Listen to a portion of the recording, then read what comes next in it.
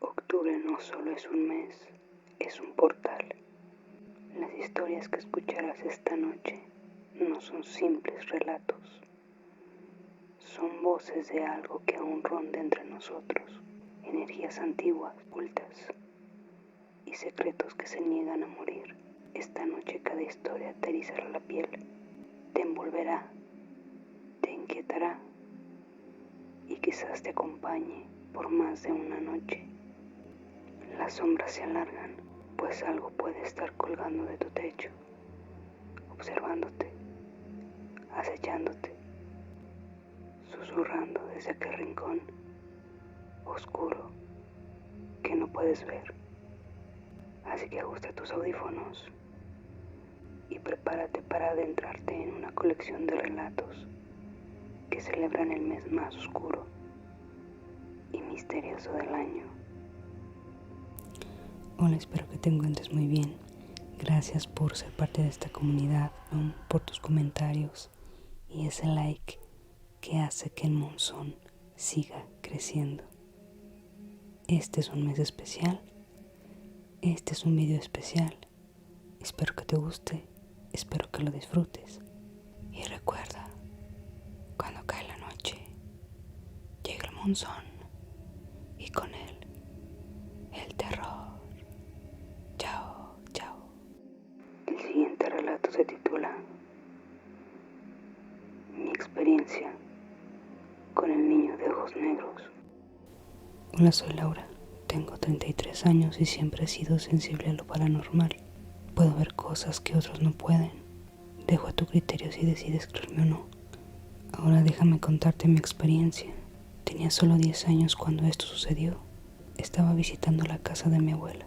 Mi abuela siempre ha sido la mejor cocinera. Ese día estaba preparando galletas y me pidió que fuera a buscar mermelada de fresa a una pequeña bodega que tienen. Ella siempre ha hecho su propia mermelada y corrí al cuarto donde todo estaba guardado. Mientras buscaba la mermelada para las galletas, escuché una voz que decía: Hola, ¿quieres jugar? Me giré y vi a un niño pequeño, quizá tenía mi edad. Le respondí con un hola, pero ahora desearía no haberlo hecho. El niño salió de entre las sombras. Vi sus ojos profundos y completamente negros. Le dije que no podía jugar con él, pero volvió a preguntarme si quería jugar. Di un paso atrás aterrada y le dije que no podía. Tengo que irme. Corriendo, abracé a mi abuela y rompí en llanto. Ella me preguntó qué pasaba. Le conté lo que había ocurrido y le pidió a mi abuelo que revisara el cuarto. Cuando regresó dijo que no había visto nada. Llegada la hora de dormir, me acurruqué bajo la manta y me quedé dormida, pero entonces escuché unos pequeños golpes provenientes del ropero, ese pequeño ropero que tenía años en casa de mi abuela. De repente, ese ser se asomó con esos ojos negros y profundos. Grité con todas mis fuerzas. Mi abuela y mi abuelo entraron corriendo. Me calmaron y me dijeron que todo había sido una pesadilla, pero yo sé lo que vi. Estaba justo frente a mí. Esa habilidad hacia lo paranormal se ha convertido en una maldición de la que no puedo escapar. En otra oportunidad te contaré más de mis historias. Adiós. El siguiente relato se titula Los ecos de aquella escuela. Como persona curiosa y aventurera, siempre me ha fascinado explorar lugares antiguos y abandonados, esos que guardan historias en cada rincón.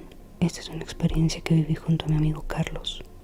Él es fotógrafo profesional, recorre el país en busca de sitios olvidados por el tiempo. Fue él el quien me propuso visitar un lugar particular, un viejo edificio escolar de 2 pisos, ubicado en las afueras de Tijuana, junto a un camino rural. Había pasado por ahí varias veces y siempre lo había intrigado.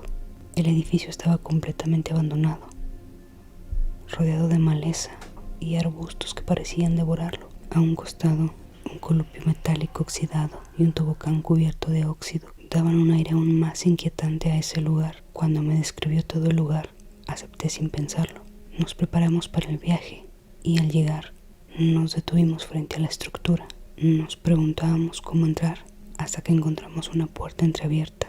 Al asomarnos, el pasillo estaba sumido en la oscuridad. Nuestros ojos se acostumbraron poco a poco, permitiéndonos avanzar y comenzar a tomar fotografías. Fue entonces cuando todo comenzó a tornarse extraño. Mientras subíamos las escaleras hacia el segundo piso, escuchamos un crujido, como si alguien caminara arriba. Nos detuvimos en seco, aunque aún había luz. El sonido nos puso los pelos de punta. Carlos, intentando mantener la calma, dijo que probablemente eran ruidos normales de un edificio viejo, madera cediendo, quizá un animal. Aún así el ambiente se sentía denso. Seguimos subiendo. Carlos se centró en sus fotos y yo en explorar las aulas vacías. De pronto un fuerte portazo retumbó por todo el edificio.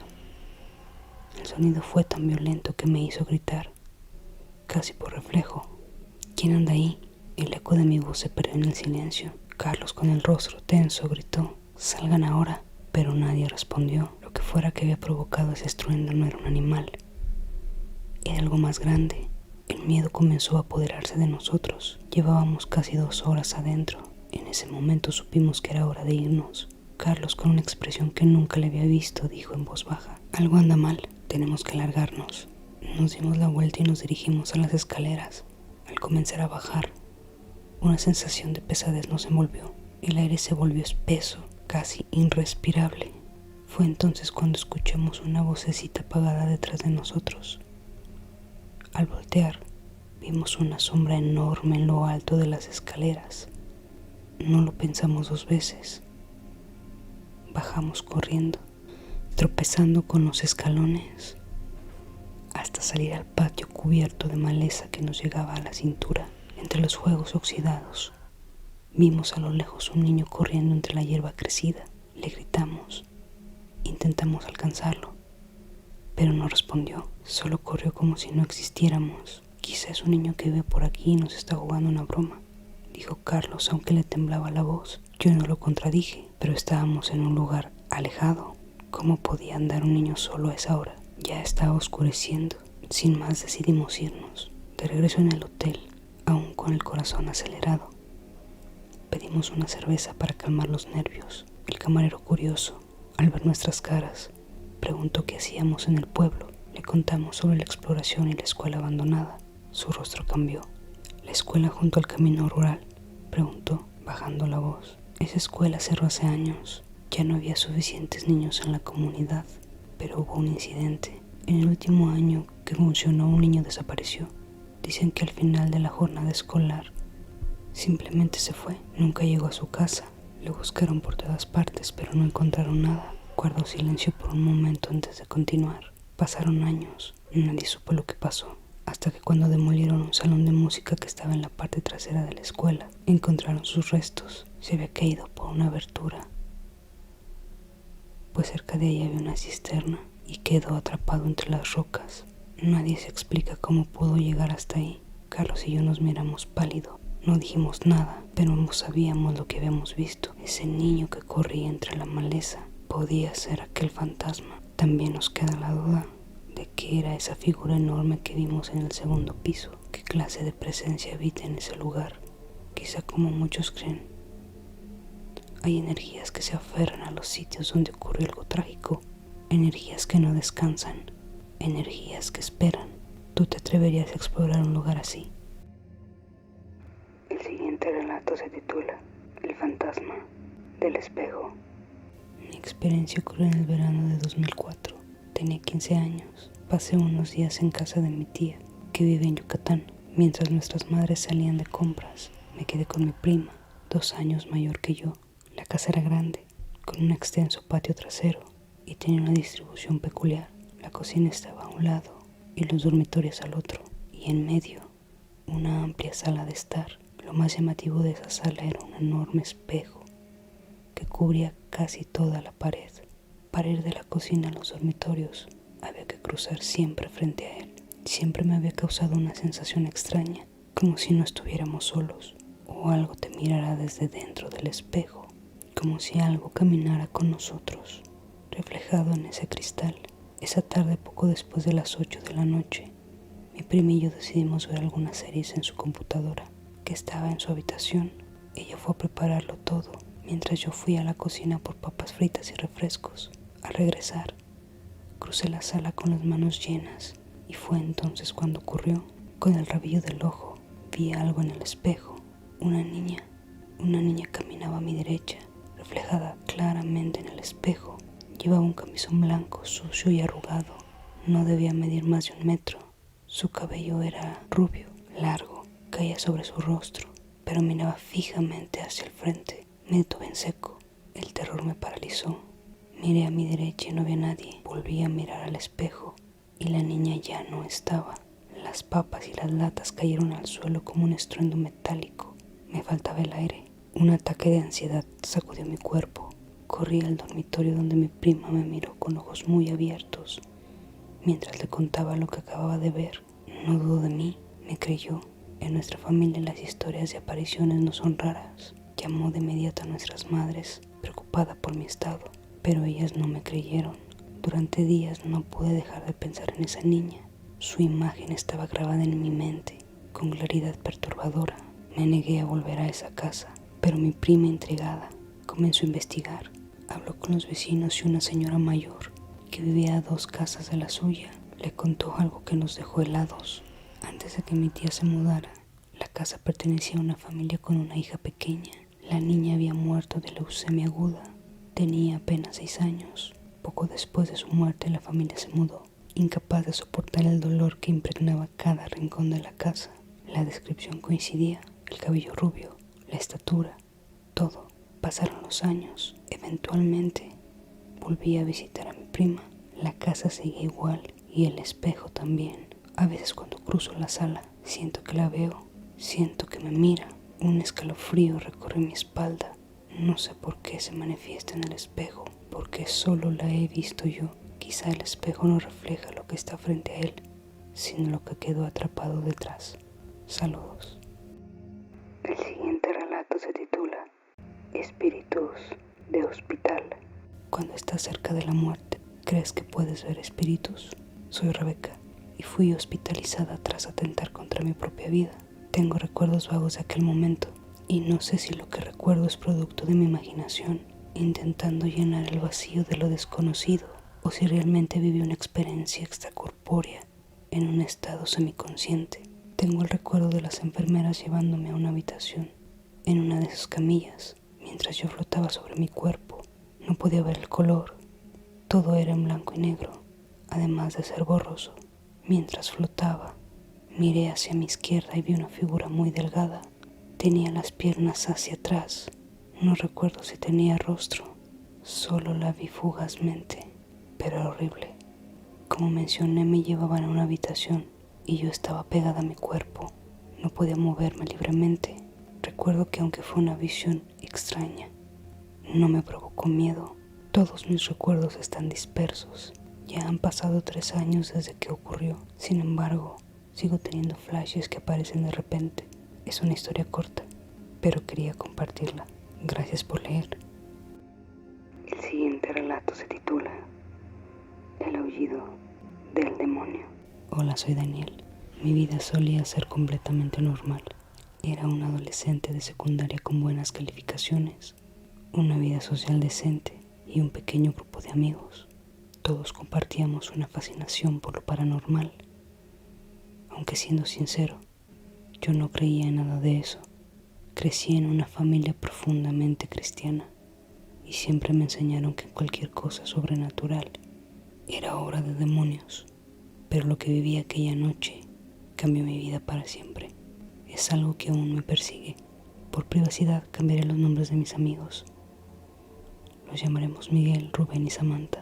Una tarde decidimos que sería divertido ir a cazar fantasmas, por así decirlo.